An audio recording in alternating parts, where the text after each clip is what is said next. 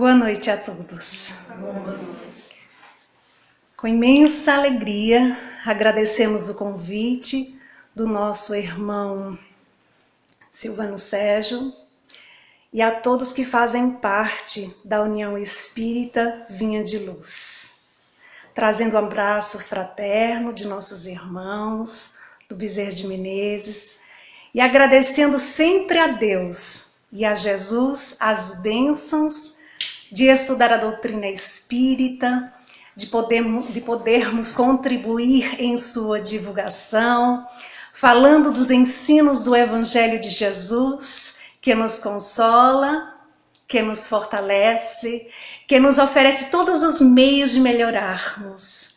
E assim, rogamos a Jesus e a espiritualidade amiga presente que nos inspire esta noite e envolva cada coração em bênçãos de luz e de paz. E que ao final possamos todos daqui sair melhores do que quando aqui chegamos. Meus irmãos, no livro Linha 200, capítulo 14, na mensagem intitulada Ante o Consolador Prometido, Emmanuel nos convida a uma reflexão quando diz: lembremos-nos de que Jesus, em nos prometendo a vinda do Consolador, anunciava-nos, sem dúvida, não a liberação de nossos compromissos perante a lei, mas sim a presença da luz que nos familiarizaria com a verdade. E mais adiante, Emmanuel afirma: temos na atualidade da Terra, por acréscimo de misericórdia divina, o grande explicador no Espiritismo cristão, que consola, que esclarece, descortinando-nos as causas das aflições que nos ferem, revelando-nos horizontes novos para que não nos percamos no vale da indecisão. O Consolador Prometido é o tema desta noite. No livro Jesus no Lar, capítulo 25, psicografia de Francisco Cândido Xavier, o espírito Neio Lúcio narra que certa feita o mestre disse que só a verdade fará livre o homem. E aí Pedro pergunta: Senhor, o que é a verdade? E Jesus responde a Pedro: a verdade é a luz divina total. Entretanto, o homem está bem distante de poder sentir o sublime vigor da luz. E aí, Pedro ficou sem entender o que Jesus estava querendo dizer. Ele ficou faminto de novos esclarecimentos. E Jesus, então, meditou alguns minutos e começou a narrar que em uma caverna muito escura, em que a claridade não entrava, havia ali um devoto que implorava socorro divino. Queria uma porta libertadora que o conduzisse ao convívio do dia claro. Afirmava-se robusto, apto, mas por que razão ele era mantido ali? Naquela situação de solidão dolorosa. Chorava, gritava, sem esconder as suas aflições. Que razões o mantinha, o obrigava a viver naquela atmosfera terrível? Então, o nosso pai, vendo que aquele filho, formulava súplicas entre a revolta e a amargura, lhe mandou a primeira mensageira chamada fé. E aí ele começou a se sentir mais fortalecido, começou a perseverar na oração, mas pouco tempo depois voltou a lamentar. E então o Senhor Todo-Poderoso lhe enviou a segunda mensageira chamada Esperança. E a Esperança falou para ele da eternidade da vida, pediu a ele calma, resignação, fortaleza. Até que o pobre pareceu melhorar, mas pouco tempo depois voltou a lamentar, dizendo não poder respirar. Então o Senhor lhe enviou a terceira mensageira chamada Caridade. E a Caridade o acariciou, o alimentou, mas ele ali permaneceu reclamando, gritando, revoltado. Então, o nosso Pai misericordioso lhe enviou a verdade. E quando a verdade portadora de esclarecimento se fez sentir em forma de um grande brilho, ele se viu tal como era. E se apavorou, porque agora ele percebia assustado que ele era o autor daquela atmosfera terrível do qual se encontrava. E o que foi que ele fez? Fugiu. Foi procurar outra caverna para ali continuar se escondendo das próprias amarguras, dos próprios sofrimentos. Jesus dá uma longa pausa e depois conclui dizendo: assim ocorre com a maioria dos homens perante a realidade. Sentem-se com o direito de exigir os bens eternos, imploram ajuda celestial e nem sequer muitas vezes percebem que a ajuda já chegou, que já estão sendo visitados pelos mensageiros da fé, da esperança, da caridade.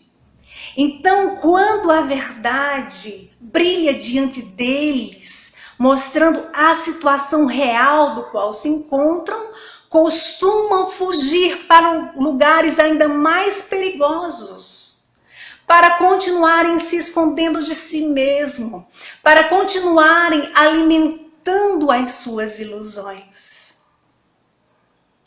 E aí vemos, meus irmãos, que Jesus era o maior contador de histórias, porque ele aproveitava cada situação, ele aproveitava cada indagação para utilizar de alegorias, para ensinar por parábolas.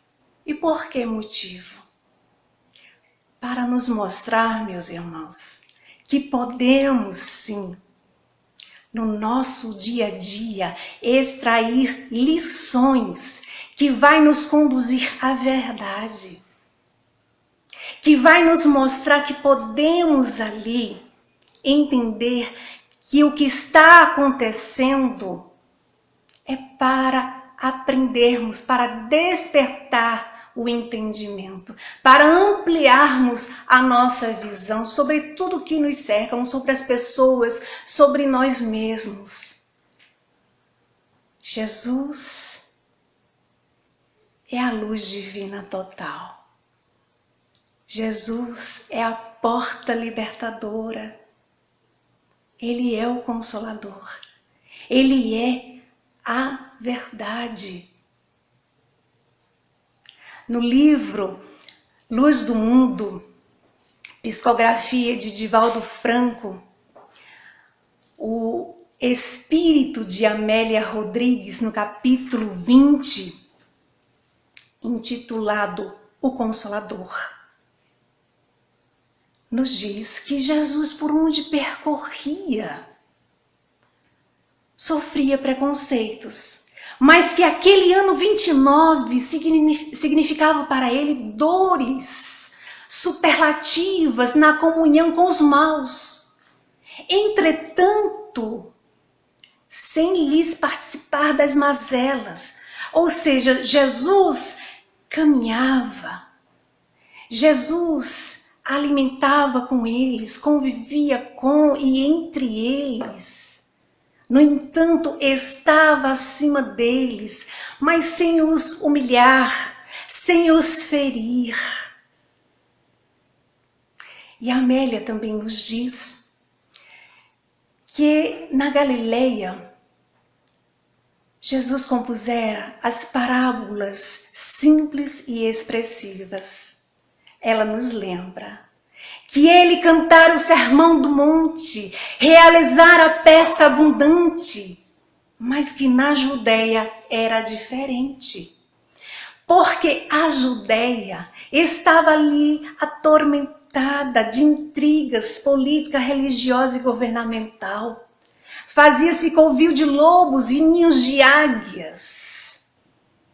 Nas sinagogas, os mercenários propunham-lhe perguntas de dúbia significação para prejudicá-lo. Os fariseus o ameaçavam, frequentemente invejosos pela sua popularidade, e ficavam ali, esperando qualquer movimento de Jesus. Ficavam tentando ali ameaçá-lo o tempo todo. Só que Jesus, o nosso mestre, sobrepairava além e acima de todos. As suas lições, moldadas nas lições da natureza, reforçada pelos ensinos do Torá, e apoiadas na comunhão do Pai, tocavam e encantavam, incendiavam de beleza os ouvintes, mesmo aqueles que o detestavam. E o detestavam por inferioridade, por despeito. E aí vamos vendo, meus irmãos, que desde o começo, os discípulos também discutiam: quem de nós será perante ele o maior? Quem de nós será por ele o mais amado? Quem afinal é o Rabi? Já estava na hora que ele se revelasse, que ele se mostrasse, que desse alguma prova. Ou seja, conviviam com ele, conheciam o mestre sem realmente o conhecer. Participavam da quase intimidade, ignoravam. Viam e ouviam e não entendiam a magnitude da sua missão, do seu destino. Ele, em sua tarefa, fazia-se anunciar-lhes o futuro. Crede em Deus, crede também em mim. A sua pergunta-resposta não deixava dúvidas. Fora anunciada com um vigor, de uma certeza inconfundível, porque desde o começo ele enviara os seus mensageiros, os seus embaixadores, para despertar as consciências humanas pelas diversas civilizações dos povos. Em todos os povos, o seu nome sobre outros nomes chegaram aos ouvidos das almas, ensejando o conhecimento da imortalidade, dos deveres libertadores, como também das consequências das ações escravizantes. Então, desfila-se pelas suas evocações. Krishna, Lao Tse, Abraão, Moisés, Buda, Sócrates, Pitágoras, que ele enviara para despertar consciências com a verdade, recordando nos homens a paternidade divina, laborando pela ética, a sua mensagem de amor. a sua mensagem de perdão não encontraria ressonância, não encontraria eco, senão através de muitas dores, de muitos séculos. Jesus conhecia, compreendia as fraquezas humanas e as incontáveis inquietações, perturbações que seriam vítimas das criaturas. Então, fitando o porvir, fitando o futuro da humanidade sangrenta e dolorida, desde o começo, reuniu os companheiros para os ensinar.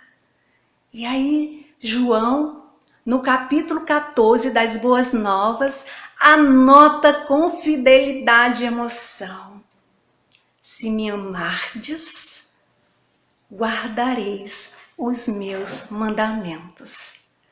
Amá-lo para guardar-lhes as lições. E Jesus, como que escutando a pergunta, sem palavra, que pairava na mente deles, prosseguiu: eu roguei ao Pai, e Ele vos dará um outro Consolador, o Espírito de verdade, que o mundo não pode receber, porque não o vê nem o conhece, mas vós o conheceis, porque Ele habita convosco e estará em vós. A música da sublime promessa modulava no leve ar uma esperança consoladora e infinita de amor. Não vos deixarei órfãos, eu voltarei a vós. O Consolador, que é o Espírito Santo, que meu Pai enviará em meu nome, vos ensinará todas as coisas e vos fará recordar tudo aquilo que vos tenho dito. O supremo socorro, a perene ajuda continuarão chegando incessante. E um dia o Espírito de verdade se manifestará, restabelecendo as suas lições, a legítima ideia de amor.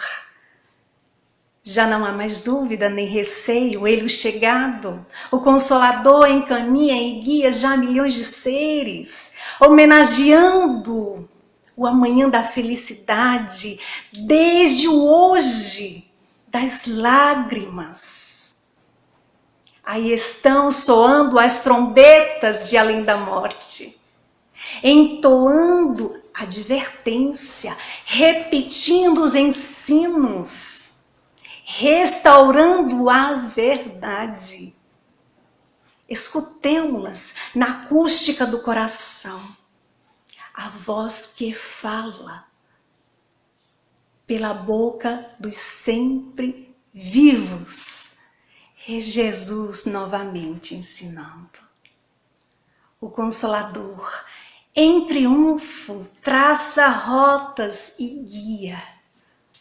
Mandarei o Consolador, não vos deixarei órfãos. As palavras de Jesus revelam que o Consolador tem como característica básica guiar os aprendizes no caminho da verdade. Em A Gênese, capítulo 1, item 42, Allan Kardec esclarece que ao dizer pela certeza de tudo que se faz, pela certeza de tudo que se adquire, em ciência, em inteligência, em moralidade, nada está perdido. Nada. tudo aproveita ao adiantamento. Então, reconhece-se que o Espiritismo realiza todas as promessas do Cristo em respeito ao Consolador anunciado. Porque o Espírito de verdade é o grande Consolador que dirige, que preside o grande movimento da regeneração.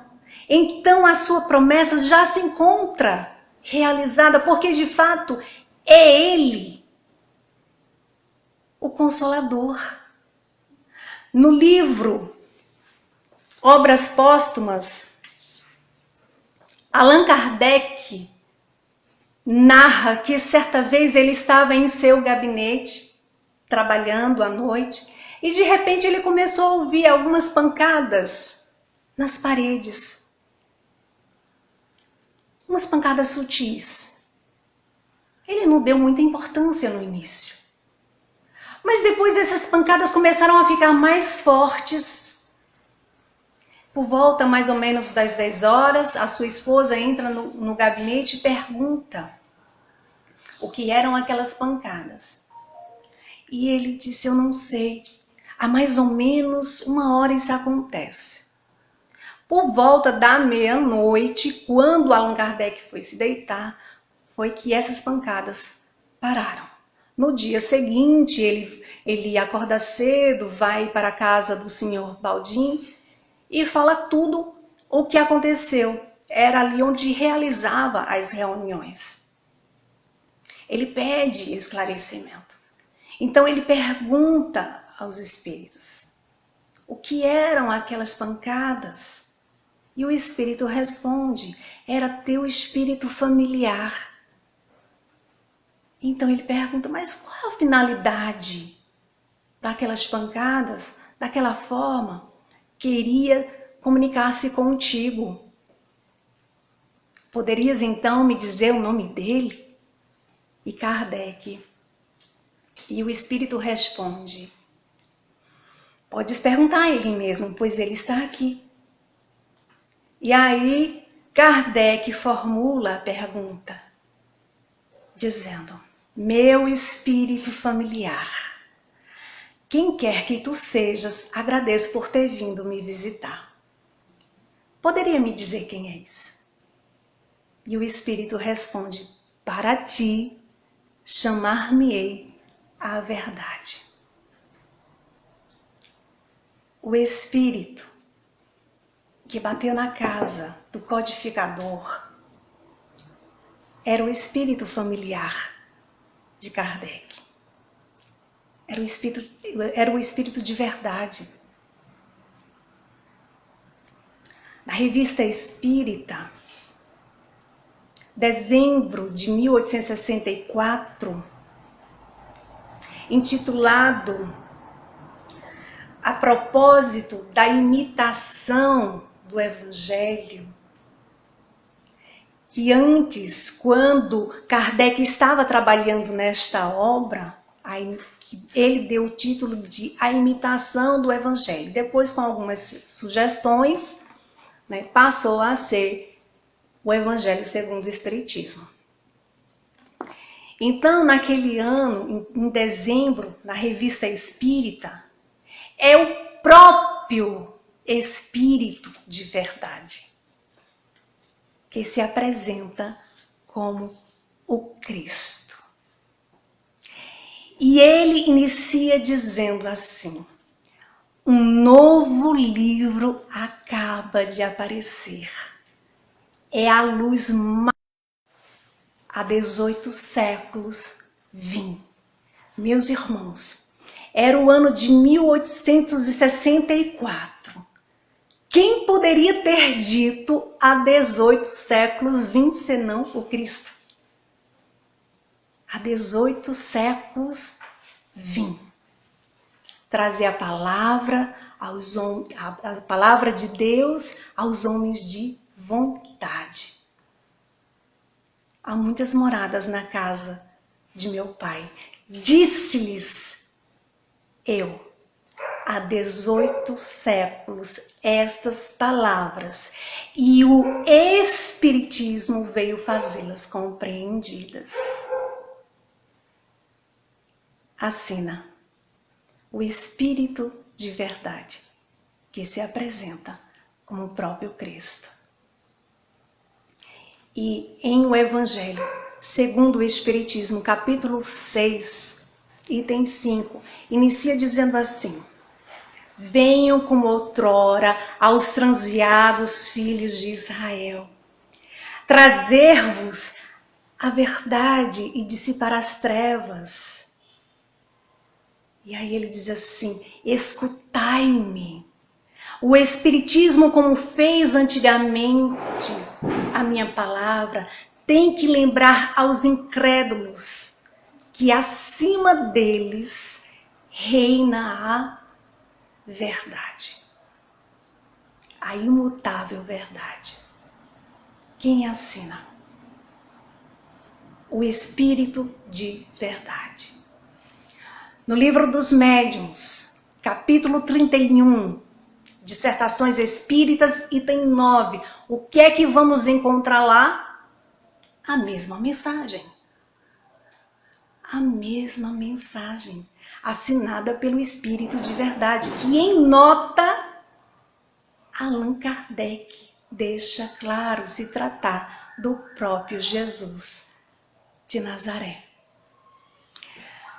Mas na Revista Espírita, julho de 1866, no artigo Qualificação de Santo, aplicada a certos espíritos, onde vamos encontrar nas mensagens São Vicente de Paulo, Santo Agostinho, São João Evangelista. Então essa qualificação de santo é aplicada, por exemplo, a esses espíritos. Mas que no final das observações que Kardec faz, com relação à qualificação do Espírito de verdade, Kardec deixa claro que só a um pertence e pode ser considerado o nome próprio, para não deixar dúvidas. No livro Vivendo com Jesus, mais uma vez, o Espírito de Amélia Rodrigues nos presenteia com as mensagens memoráveis da vida de Jesus, do seu apostolado. E ela inicia dizendo que Jesus é a luz do mundo, nos lembrando que ele é a luz do mundo, que viria à terra para que todos tivessem vida e a possuíssem em abundância. Então ela começa a narrar que ele chegou discreto como uma brisa agradável, perfumada de um entardecer, produzindo bem-estar e alegria de viver. E mais adiante, ela narra dizendo que ele iniciou o seu ministério da libertação de consciências numa festa de casamento, abençoando a união de almas, preservando a alegria nos corações. Por isso a sua é a doutrina das boas novas, de alegria. E ela também nos conta que aqueles que eram excluídos do convívio social edificante não perdiam o direito de serem amados, porque Jesus os amou como jamais ninguém amou igual. Jesus os elegeu como os seus irmãos, os alimentou, conviveu com eles, ensinou sobre elevação e dignidade, convidou-os para a renovação íntima, através da luta pela sublimação. Jesus jamais deixou de ajudar a quem necessitasse. E as suas obras, as suas parábolas, ricas de lições, deixaram as mais belas informações a respeito da ética, do comportamento humano, onde vamos ter o exemplo do bom samaritano como proposta íntima de compaixão, de misericórdia oferecida ao inimigo. O filho pródigo é ensinamento superior de arrependimento, de reabilitação do qual todos nós necessitamos. A figueira que secou permanece como convite à produtividade, ao bem. Jesus demonstrou a Simão, o leproso, o que realmente é dignidade e o que são aparências enganosas. Utilizou-se de Lázaro e de suas duas irmãs para ensinar o significado do trabalho e a eleição do mais importante na terra. Jesus sempre esteve a ensinar e a viver o ensinamento. Por isso ele aceitou como título somente o de mestre, porque realmente o era. E permanece com o mais extraordinário ser que o mundo jamais conheceu igual, na condição de incomparável modelo para a humanidade. Sabemos que na época de Jesus ele não pôde dizer tudo, devido à limitação intelectual e moral da criatura humana. Muitas vezes ele utilizou de alegorias, ensinou por parábolas, mas foi na Santa Ceia que ele afirmou. Está citado no Evangelho de João, quando ele disse que viria outro Consolador, o Espírito de verdade, para nos ensinar, para nos guiar através da verdade. Encontramos na codificação muitas mensagens atribuídas ao Espírito de verdade. E sabemos que ele foi o responsável pela vinda da doutrina espírita e que atuou diretamente no período da codificação, inspirando Allan Kardec, dirigindo espiritualmente a sua tarefa. E aí o que foi que aconteceu no século XIX? Nasceu a doutrina espírita para nos auxiliar a enfrentar as provas e expiações com coragem, nos possibilitando o aprendizado mesmo nas dores, nas dificuldades, nos possibilitando buscar ensinamentos para ampliarmos o nosso entendimento, a nossa visão, sairmos da visão limitada que o mundo material oferece. Como também para contribuir através do aprendizado a não ficar repetindo erros.